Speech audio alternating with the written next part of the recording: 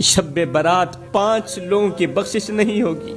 ये चाहे जितनी इबादतें कर लें, जितने रोजे रख लें, जितनी नमाजें पढ़ लें, पूरी पूरी रात पेशानी मट्टी में रगड़ते रहें, फिर भी इनका रोना कबूल नहीं होगा। यहाँ तक कि मेरे करीम नबी ने फरमाया, सहाबा मैं कयामत के दिन हर एक गुनहगार की सिफारिश करूंगा, मगर इन 5 गुनहगारों की सिफारिश नहीं करूंगा। सिफारिश करना तो रही दूर की बात, मोहम्मद इनकी तरफ देखना भी गवारा नहीं करेगा। मेरे भाइयों, कसम खुदा की आज भी हम सब इसी एक उम्मीद पर जी रहे हैं कि कयामत के दिन वो हस्ती हमारी तरफ बस एक नजर दौड़ाएगी, एक नजर हम पर डाल देगी और हम गरीबों का, हम गुनहगारों का काम बन जाएगा। मगर मेरे भाइयों, कभी सोचा है अगर उस दिन वो हस्ती हमारा गुनाहों में डूबा हुआ चेहरा देखना गवारा ही ना करे, बताओ तो सही उस दिन हम कहाँ जाएंगे। मेरे भाइयों, मसला ये नहीं कि हम गुनहगार हैं, मसला ये है कि हम गुनाह पर फख्र करते हैं। मसला ये नहीं कि हम फिसल जाते हैं, मसला ये है कि हम फिसलने के बाद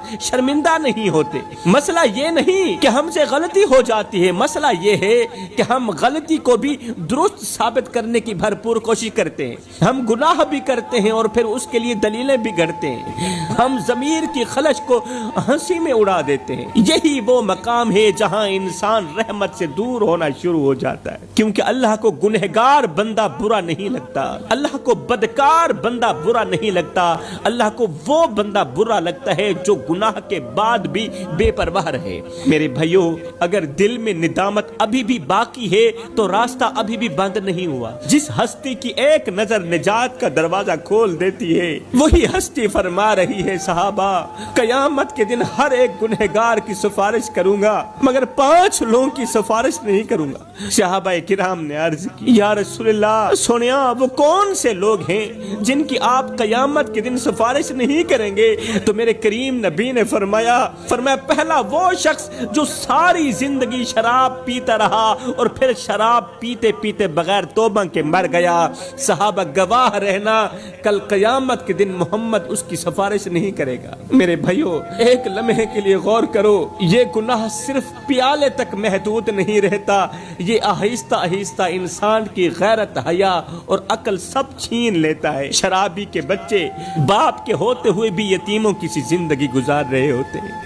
अरे उस बेटी का क्या कसूर जिसके लिए लोग रिश्ता मांगने नहीं आते? अगर कोई आ भी जाए तो साफ साफ कह देता है कि भाई हम इस लड़की को कबूल नहीं करेंगे क्योंकि इसका बाप शराब पीता है। हाय, चांद जैसी खूबसूरत बेटी की जिंदगी को बाप के नशे ने तबाह कर दिया। मेरे भाई, कोई हाफिज की माँ कहलाती है, कोई कारी की माँ, कोई हाजी की माँ, कोई गाजी की माँ। ये बता कि तेरी माँ किसकी माँ है? तो कहीं वो शराबी की माँ तो नहीं, कहीं वो नशाई की माँ तो नहीं। अगर आज वो शराबी की माँ कहलाई जा रही है तो तेरी वजह से कहलाई जा रही। ये नाम उसने खुद नहीं चुना, ये नाम तूने उसे दिया, मगर आज मुआशरा उसे तेरे गुनाह के नाम से पहचानता है। आज मुआशरा उसे तेरी शराब के नाम से पहचानता है कि ये शराबी की माँ है। सोच, जब लोग तेरे नाम के साथ तेरी माँ को याद करते होंगे तो माँ के दिल पर क्या गुजरती होगी? जब कोई तेरी माँ की तरफ इशारा करते हुए कहता होगा कि ये शराबी की माँ है, बता तो सही उस वक्त माँ के दिल पर क्या गुजरती होगी? इसलिए तो मेरे करीम नबी ने फरमाया जो शराब पिएगा कयामत के दिन मोहम्मद उसकी तरफ देखना भी गवारा नहीं करेगा। सहाबा किराम ने अर्ज की, या रसूलल्लाह, दूसरा कौन सा शख्स है?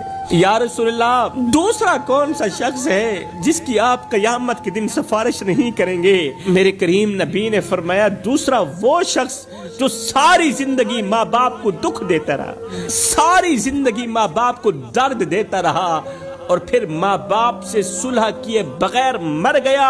सहाबा गवाह रहना, मोहम्मद कयामत के दिन उसकी सिफारिश नहीं करेगा। वो माँ जिसने तुझे पहली बार चलते देखा तो अल्लाह का शुक्र अदा किया, आज वो माँ तेरे लहजे से डरती है, तेरे सामने डर डर के बात करती है। मेरे भाइयों, वो माँ जिसने तुम्हें अपनी गोद में रखकर तुम्हें हर खौफ से बचाया, आज वो माँ तेरे लहजे के खौफ में जी रही है। फिर एक दिन ऐसा आता है जब माँ का बिस्तर खाली हो जाता है, बाप की आवाज हमेशा के लिए खामोश हो जाती है। जब माँ बाप चले जाते हैं तब औलाद को याद आता है कि एक बार गले लगाना बाकी रह गया था, एक बार माफी मांगना रह गया था, ایک بار امی آپ ٹھیک ہے نا، ابو آپ ٹھیک ہے نا، آپ کو کسی چیز کی ضرورت تو نہیں ہے، بس یہ پوچھنا باقی رہ گیا تھا۔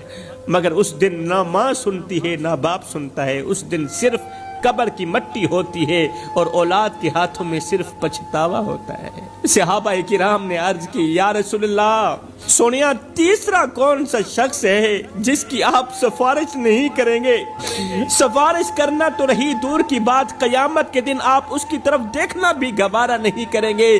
میرے رسول کریم نے فرمایا صحابہ، تیسرا وہ جو اپنی 3 انچ کی پیشانی اللہ کے سوا کسی غیر کے آگے جھکاتا رہا، اللہ کے سوا یہ 3 انچ کی پیشانی کسی غیر کے آگے جھکاتا رہا اور جھکاتے جھکاتے بغیر توبہ کے مر گیا۔ صحابہ یاد رکھنا، قیامت کے دن محمد اس کی سفارش نہیں کرے گا۔ وہ سر جسے صرف رب کائنات کے آگے جھکنا تھا، مگر جب انسان اسے دولت کے آگے جھکا دیتا ہے، کسی طاقتور کے آگے وہ سر جھکا دیتا ہے، کسی منصب، کسی رتبے یا اقتدار کی کرسی کے آگے جھکا دیتا ہے، تو دراصل وہ اپنی عزت کو خود اپنے ہاتھوں سے مٹی میں ملا رہا ہوتا ہے۔ یہ بات دل میں بٹھا لو، پیشانی اگر بچانی ہے تو صرف اللہ کے آگے جھکاؤ، کیونکہ جو سر اللہ کے سوا کسی اور کے آگے جھک گیا، وہ سر قیامت کے دن اللہ کے حضور اٹھنے کے قابل نہیں رہے گا۔ صحابہ کرام نے عرض کی یا رسول اللہ، چوتھا کون سا شخص ہے؟ چوتھا کون سا شخص ہے جس کی آپ قیامت کے دن سفارش نہیں کریں گے؟ میرے رسول کریم نے فرمایا صحابہ، چوتھا شخص ہے رشتے ناتے توڑنے والا، لوگوں کے دلوں میں نفرت کے بیج بونے والا، میاں بیوی کے درمیان جھگڑے کروانے والا۔ یہ وہ بدقسمت شخص ہے، قیامت کے دن محمد سفارش کرنا تو رہی دور کی بات، اس کی طرف دیکھنا بھی گوارا نہیں کرے گا۔